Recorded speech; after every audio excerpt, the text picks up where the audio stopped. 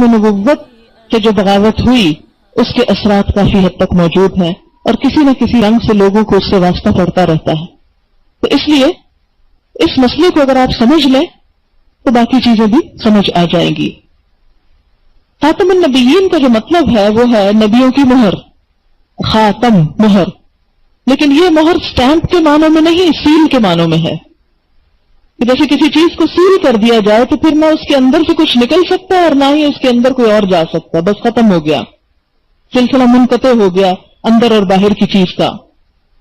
لیکن ختم نبوت کے منکرین نے اس کا غلط مطلب نکالا اور کہا سٹیمپ ہے کہ آپ کی سٹیمپ سے اب باقی نبی آ رہے ہیں.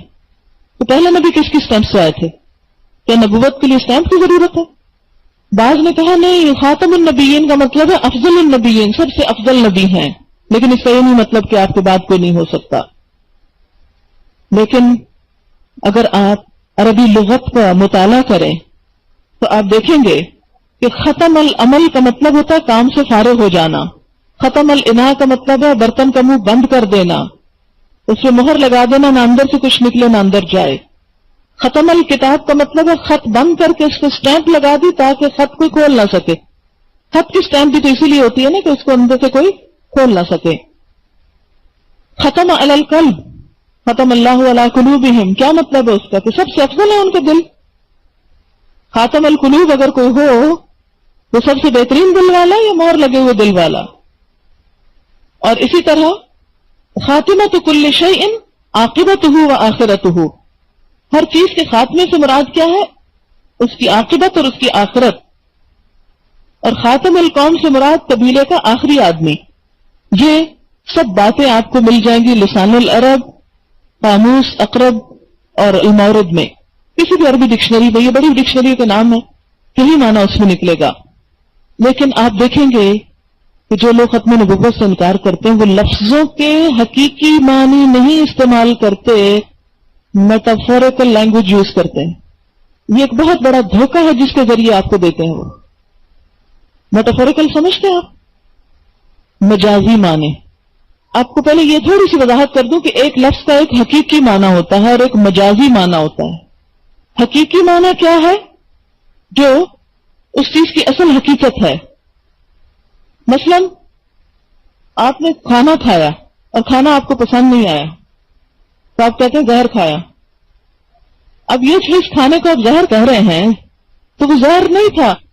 کھانے کو جو زہر آپ نے کہا تو یہ ایک مجازی معنی ہے. ٹھیک ہے نا؟ یہ شعر و شاعری میں عام طور پر استعمال ہوتا ہے. نبوت جیسے کاموں کے لیے مجازی معنی اس طرح استعمال نہیں ہوتے، وہاں لفظ کا حقیقی معنی استعمال ہوتے ہیں. اسی لیے جو لوگ ختم نبوت کا انکار کرتے ہیں، مجھے مرزا طاہر کی کچھ کیسٹ سننے کا اتفاق ہوا تو اس میں ختم نبوت پہ انہوں نے بات کی ہوئی ہے، اور اس میں وہ کہتے ہیں کہ اگر یہ کہا جائے خاتم الشعراء اور خاتم الفقہاء تو اس کا یہ مطلب تو نہیں کہ فقہاء اور شعراء کا خاتمہ ہو گیا، اس کا مطلب یہ کہ سب سے افضل اور سب سے بہترین شاعر اور فقیہ. تو بات یہ ہے کہ وہ اس کا صرف مجازی معنی ہے، ایک مبالغے پر مبنی. مثلا ہم یہ کہتے ہیں کہ فلاں پر تو شاعری ختم ہو گئی، اس کا یہ مطلب تھوڑی ہوتا ہے کہ وہ ختم ہو گئی. وہ کیا ہوتا ہے؟ اس کے بعد بھی شاعری ہوگی. لیکن یہ آپ جب کسی کو کہتے ہیں فلاں پہ شاعری ختم ہو گئی، یا مبالغے کے لیے کہہ رہے ہوتے ہیں، مجازی طور پہ کہہ رہے ہوتے ہیں، یا واقعی سچے دل سے حقیقی طور پہ کہہ رہے ہوتے ہیں؟ مبالغے کے طور پر اور ادیبانہ انداز میں. تو قرآن کے جب کسی لفظ کو آپ انٹرپریٹ کریں گے تو ادیبانہ انداز میں نہیں کریں گے، میٹافوریکلی نہیں کریں گے. ٹھیک ہے کئی قرآن میں میٹافورز استعمال ہوئے ہیں لیکن وہ اپنی مقام اور جگہ پر. یہاں خاتم النبیین حقیقی معنوں میں استعمال ہوا ہے، ختم ہونے کے معنوں میں. پھر اس کے بعد آپ دیکھیں کہ قرآن پاک کی یہ آیت ختم نبوت پہ بات کرتی ہے. نبی صلی اللہ علیہ وسلم کے ارشادات جو صحیح حدیث کی کتابوں میں ہیں، چند ایک آپ کو پڑھ کے سناتی ہوں. بخاری کی روایت ہے، قال النبی صلی اللہ علیہ وسلم كانت بنو اسرائیل تسوسهم الانبیاء كلما هلك نبی خلفه نبی وانه لا نبی بعدی وسيكون الخلفاء. نبی صلی اللہ علیہ وسلم نے فرمایا بنی اسرائیل کی قیادت انبیاء کیا کرتے تھے، جب کوئی نبی مر جاتا تو دوسرا نبی اس کا جانشین ہو جاتا، مگر میرے بعد کوئی نبی نہ ہوگا بلکہ خلفاء ہوں گے. اسی طرح مسلم کی حدیث ہے کہ ارسلت الی الخلق کافۃ وختم بی النبیون، مجھے تمام مخلوق کی طرف، تمام انسانوں کی طرف نبی بنا کر بھیجا گیا اور میرے اوپر نبوت ختم ہو گئی۔ اسی طرح ایک اور جگہ پر ترمذی میں آتا ہے رسالت اور نبوت کا سلسلہ ختم ہو گیا، میرے بعد کوئی نبی ہے نہ رسول ہے۔ پھر یہ حدیث مسند احمد میں بھی ہے۔ اسی طرح ایک اور جگہ پر آپ نے فرمایا میں محمد ہوں، احمد ہوں، ماحی ہوں، میرے ذریعے سے کفر محو کیا جائے گا، میں حاشر ہوں، میرے بعد لوگ حشر میں جمع کیے جائیں گے، یعنی میرے بعد اب قیامت تک کوئی اور نہیں آئے گا۔ ورنہ حاشر کا کیا معنی ہے؟ پھر اسی طرح آپ نے فرمایا اگر کوئی نبی ہوتا تو عمر بن خطاب ہوتے۔ پھر اسی طرح آپ نے فرمایا میری امت میں 30 کذاب ہوں گے جن میں سے ہر ایک نبی ہونے کا دعویٰ کرے گا، حالانکہ میں خاتم النبیین ہوں، میرے بعد کوئی نبی نہیں۔ اسی طرح آپ نے فرمایا کہ میرے بعد کوئی نبی نہیں، میری امت کے بعد کوئی امت نہیں، یعنی نہ صرف یہ کہ نبوت نہیں بلکہ امت بھی نہیں۔ اور پھر فرمایا میں آخری نبی ہوں اور میری مسجد آخری مسجد ہے، یعنی نبی کی مسجد کے اعتبار سے۔ اس کا مطلب نہیں تھا، والا آپ کو پتا بھی تھا کہ اور مسجدیں بنے گی۔ پھر اسی طرح صحابہ کرام کو اس پر اجماع رہا ہے، اور آپ کو معلوم ہوگا کہ نبی صلی اللہ علیہ وسلم کی وفات کے بعد فوراً بعد جن لوگوں نے نبوت کا دعویٰ کیا ان سب کے خلاف صحابہ کرام نے مل کر جنگ کی، جس میں مسلمہ کذاب کا قصہ آپ سب کو معلوم ہے، حضرت ابوبکر کے واقعات میں پڑھا ہوگا آپ نے۔ اور اس میں تو اپنا حضور صلی اللہ علیہ وسلم کے دور میں نبوت کا دعویٰ کر دیا تھا۔ کیا لکھتا ہے من مسلمہ رسول اللہ الی محمد رسول اللہ سلام علیک فانی اشرکت فی الامر معک، میں مسلمہ رسول اللہ کی طرف سے محمد رسول اللہ کی طرف آپ پر سلام ہو، آپ کو معلوم ہے میں آپ کے ساتھ نبوت کے کام میں شریک ہو گیا ہوں۔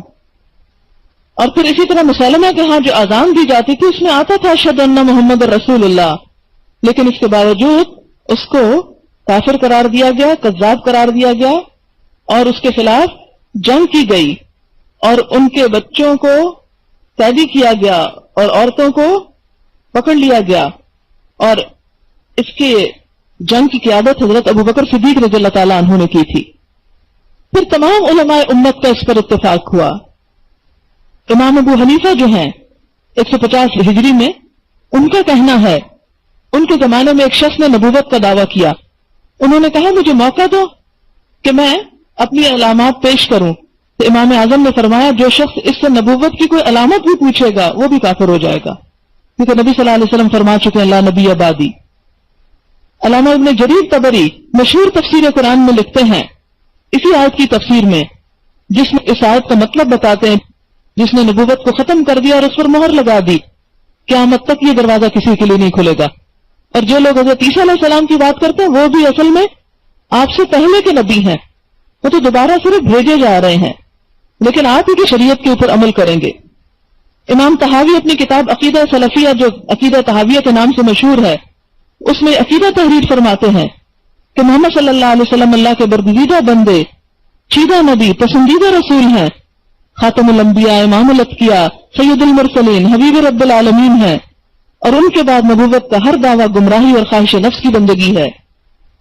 اسی طرح امام غزالی، امام ابن حزم اندلسی، علامہ زمخشری، قاضی ایاز، امام رازی، علامہ بیضاوی، علاء الدین بغدادی، جلال الدین سیوطی، اور اسی طرح باقی بہت سارے علماء جو ہیں، علامہ شوکانی، علامہ آلوسی، ہندوستان سے مراکش تک، ترکی سے اسپین تک، یمن تک بڑے بڑے علماء فقہا سب اس پر متفق رہے کہ نبی صلی اللہ علیہ وسلم کے بعد کوئی شخص نبی ہو نہیں سکتا۔ آج سے بات ہو رہی تھی مسئلہ ختم نبوت پر، اس میں قرآن پاک کی آیت آپ نے پڑھی، پھر نبی صلی اللہ علیہ وسلم کے فرامین پڑھے، اس کے بعد صحابہ کرام کا اجماع اور صحابہ کرام کا اس دور کے جھوٹے نبیوں کے خلاف جہاد کی بات۔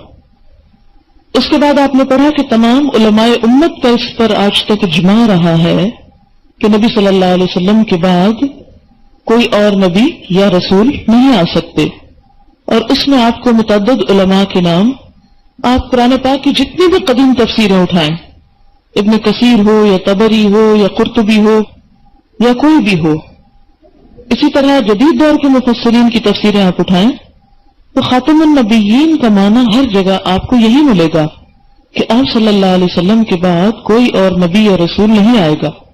ان ساری باتوں کے باوجود کچھ لوگوں نے صرف زبان کے ہیر پھیر سے ایک شخص کو اس صدی میں اسی خطے میں نبوت کے درجے پہ لا کھڑا کیا۔ بات یہ ہے کہ جتنے بھی پچھلے انبیاء آئے انہوں نے اپنے بعد آنے والے نبی کی خبر دی واضح الفاظ میں، جیسے حضور صلی اللہ علیہ وسلم کے بارے میں ہمیں ملتا ہے کہ پچھلی کتابوں میں سے تقریباً ہر کتاب میں آپ کا تذکرہ موجود تھا، آپ کی آمد کی پیشن گوئیاں اور خبریں موجود تھیں، لیکن نبی صلی اللہ علیہ وسلم نے اپنے بعد کسی اور نبی کے آنے کی کوئی خبر نہیں دی۔ تو اس سے کیا بات پتہ چلتی ہے کہ کوئی نبی اور آ نہیں سکتا، اور اگر واقعی کسی نے آنا تھا نعوذ باللہ تو پھر کیا اللہ تعالیٰ کو ہمارے ایمان سے کوئی دشمنی تھی کہ ہمیں بتایا ہی نہ پہلے سے، اور یکایک ایک شخص کو بھجوا دیا؟ لیکن اللہ تعالیٰ سے ایسے کسی ظلم اور ناانصافی کی توقع نہیں کی جا سکتی، اور اگر عقلی لحاظ سے بھی دیکھا جائے تو اب کسی نبی کے آنے کی کوئی ضرورت محسوس نہیں ہوتی۔ دنیا میں بے شمار نبی آئے، کوئی بھی نبی جن حالات میں آتا ہے وہ مندرجہ ذیل حالتوں میں سے کوئی ایک حالت ہو سکتی ہے۔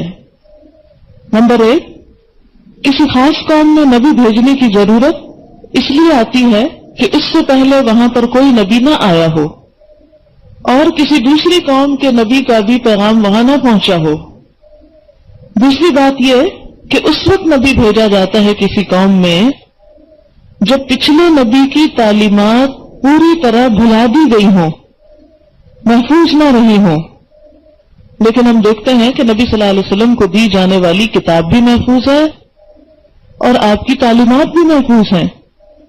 اس لیے اگر کوئی نیا نبی آتا بھی ہے تو اس نے آ کے کرنا کیا؟ اور نبی کا کام کیا ہوتا ہے؟ آخر کتاب دینا، تعلیم دینا، تربیت کرنا۔ تو جب کتاب پہلے سے ہی موجود ہے محفوظ، تو پھر نبی کی تو ضرورت نہیں، علماء اور صلحاء ہی کافی ہیں۔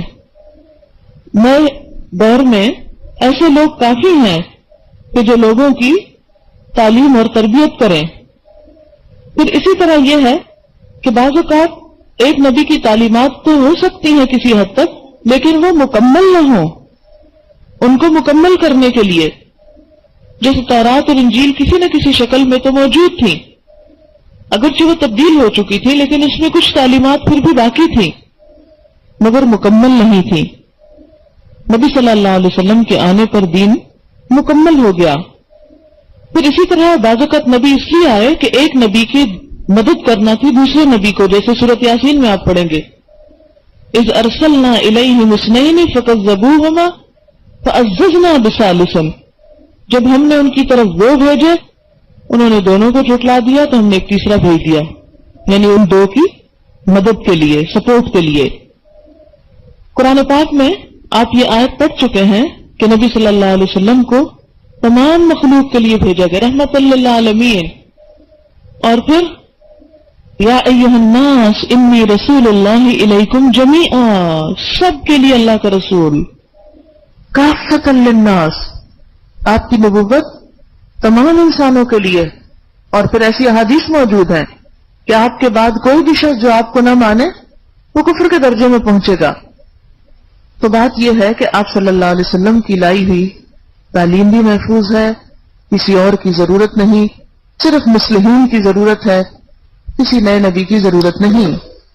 اب اگر مانا جائے کہ اگر نبی ہو مصلح تو زیادہ فائدہ ہوتا ہے، تو بات یہ ہے کہ کسی بھی نئے نبی کے آنے سے امت دو حصوں میں بٹ جائے گی، کچھ مانیں گے اس کو اور کچھ نہیں مانیں گے۔ اس سے امت میں ایک بڑا تفرقہ اور اختلاف اور فساد پیدا ہو سکتا ہے، اور یہ چیز اسلام کے فائدے میں نہیں بلکہ الٹا نقصان میں جاتی ہے۔ ان ساری باتوں کے باوجود کچھ لوگوں نے جھٹائی کے ساتھ مرزا غلام احمد قادیانی کو اللہ کا نبی ماننے کی جسارت کی، اور اس کے لیے عموماً جو احادیث استعمال کی کہ حدیثوں میں آتا ہے کہ ایک مسیح موعود آئیں گے اور مسیح نبی، اور اس قسم کے الفاظ۔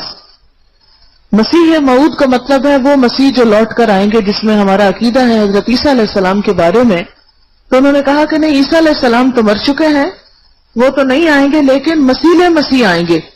یہ بھی ان کا خود ساختہ لفظ ہے، کئی قرآن اور حدیث میں مسیح کی کوئی بات نہیں کی گئی، یہ سب سیلف میڈ ہے کہ مسیح تو آ چکے، مسیح کی مانند کوئی آئے گا۔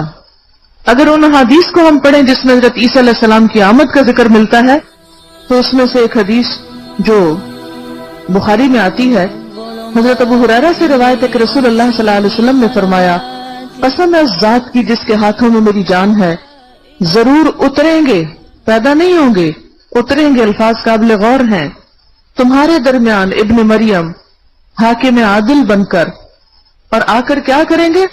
صلیب کو توڑ ڈالیں گے، خنزیر کو ہلاک کر دیں گے، جنگ کا خاتمہ کر دیں گے۔ تو اس سے آپ دیکھیں کہ آپ کی آمد کے ساتھ کیا ہوگا؟ جنگ کا خاتمہ، دنیا میں امن، صلیب کا خاتمہ یعنی کرسچینٹی پر کاری ضرب لگے گی، خنزیر کلچر ختم ہوگا، یعنی لوگ پھر سے مسلمان ہو جائیں گے۔ وہ جیسے ایک اور حدیث میں آتا ہے کہ سارا کلمہ اللہ واحد کے لیے ہو جائے گا۔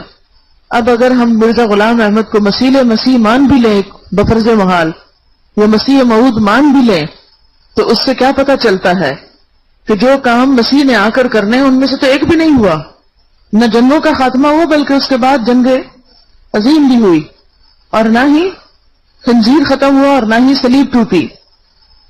پھر اسی طرح جتنی بھی احادیث ہیں ان سب میں حضرت عیسیٰ کا نزول آتا ہے، پیدائش نہیں آتی، اور مرزا غلام احمد تو پیدا ہوئے۔ پھر خاص طور پر آتا ہے کہ مسیح ابن مریم دمشق کے مشرقی حصے میں سفید مینار کے پاس زرد رنگ کے 2 کپڑے پہنے ہوئے 2 فرشتوں کے بازوؤں پر اپنے ہاتھ رکھے ہوئے اتریں گے۔ تو اس سے کیا پتا چلتا ہے کہ ان کی کیفیت بھی بتائی گئی کہ پورے مکمل انسان ہوں گے، کپڑوں کا رنگ بتایا گیا، جگہ بتائی گئی اور فرشتوں کی بات کی گئی۔ لیکن مرزا غلام احمد کے ساتھ تو ایسی کوئی شرط پوری ہی نہیں ہوتی۔ پھر مسیح کے بارے میں آتا ہے کہ وہ جب آئیں گے تو اس وقت ان 10 نشانیوں میں سے ایک ہوں گے، جس میں ایک دھواں ہے، دجال ہے، دابت الارض ہے، سورج کا مغرب سے نکلنا ہے، یاجوج ماجوج ہے، 3 بڑے خسف ہوں گے، دھنسنا زمین میں، اور پھر زبردست آگ جو لوگوں کو یمن کی طرف سے ہانکتی ہوئی محشر کی طرف لے جائے گی۔ ان میں سے ابھی تو کوئی خاص نشانی پوری ہی نہیں ہوئی۔ پھر اسی طرح یہ ہے کہ آپ کے اترنے کے بارے میں یہ بھی آتا ہے کہ عین اس وقت اتریں گے جب مسلمانوں کا امام صبح کی نماز پڑھانے کے لیے آگے بڑھ چکا ہوگا، عیسیٰ ابن مریم ان پر اتر آئیں گے، امام پیچھے پلٹے گا تاکہ عیسیٰ آگے بڑھیں، مگر عیسیٰ اس کے شانوں کے درمیان ہاتھ رکھ کر کہیں گے نہیں، تم ہی نماز پڑھاؤ، کیونکہ یہ تمہارے لیے ہی کھڑی ہوئی ہے، لہٰذا وہی نماز پڑھائے گا۔ سلام پھیرنے کے بعد عیسیٰ علیہ السلام کہیں گے دروازہ کھولو، وہ کھولا جائے گا، باہر دجال 70,000 مسلح یہودیوں کے ساتھ موجود ہوگا۔ جو ہی کہ عیسیٰ علیہ السلام پر اس کی نظر پڑے گی وہ اس طرح گھلنے لگے گا جیسے نمک پانی میں گھلتا ہے، وہ بھاگ نکلے گا۔ عیسیٰ کہیں گے میرے پاس تیرے لیے ایک ایسی ضرب ہے جس سے تو بچ کر نہ جا سکے گا۔ پھر وہ اسے لد کے مشرقی دروازے پہ جا لیں گے اور اللہ یہودیوں کو ہرا دے گا، اور زمین مسلمانوں سے اس طرح بھر جائے گی جیسے برتن پانی سے بھر جاتا ہے۔ سب دنیا کا کلمہ ایک ہوگا، اللہ کے سوا کسی کی عبادت نہ ہوگی۔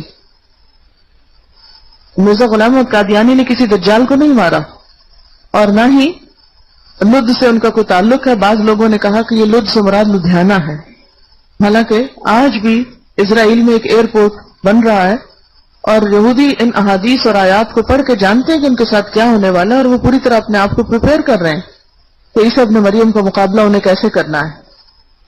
تو ان ساری حدیثوں سے کیا پتہ چلتا ہے کہ ان میں نہ تو مسیح موعود کا لفظ آتا ہے، نہ مسیح مسیح کا لفظ آتا ہے، نہ بروز مسیح، کسی بھی چیز کی کوئی گنجائش نہیں۔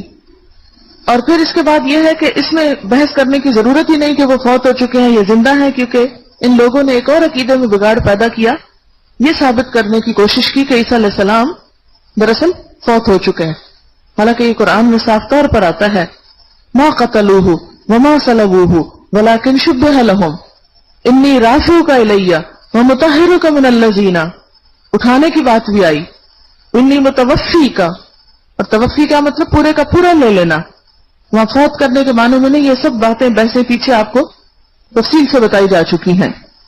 پھر اعتراض یہ کیا جاتا ہے کہ حضور صلی اللہ علیہ وسلم کے بعد اگر وہ آئیں گے تو کیا اس سے ختم نبوت باقی رہے گی؟ جی ہاں، اس لیے کہ وہ نئے سرے سے نبی مقرر نہیں ہوں گے.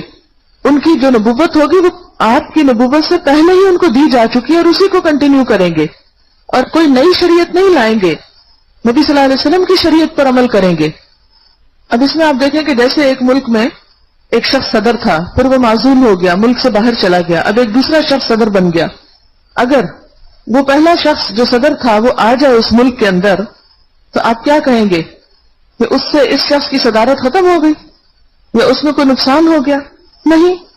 اب وہ جب دوبارہ آ رہا ہے تو اگرچہ وہ گزشتہ صدر تھا لیکن اب وہ صدر کی حیثیت میں نہیں آ رہا. اسی طرح مسیح علیہ السلام جو ہے وہ ایک نبی کی حیثیت میں نئی نبوت لے کر نہیں آئیں گے بلکہ اپنی پچھلی حیثیت میں ہی ہوں گے.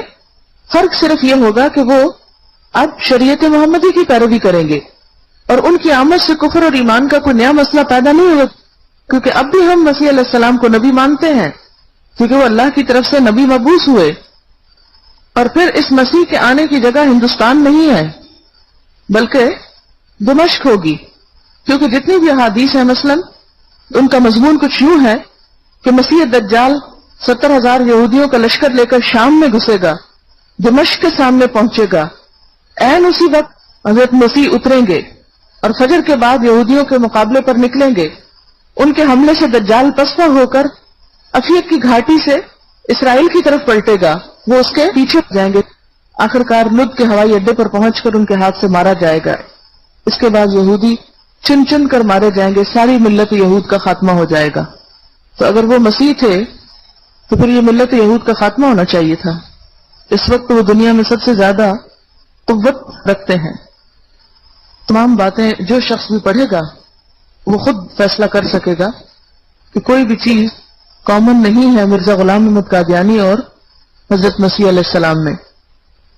یہ ایک پمفلٹ ملا تھا چھوٹا سا مجھے، اس میں کچھ باتیں مرزا غلام احمد قادیانی کی جو اس نے خود کہی ہوئی ہیں، اس کی تحریروں کا اقتباس پڑھ کر سناتی ہوں.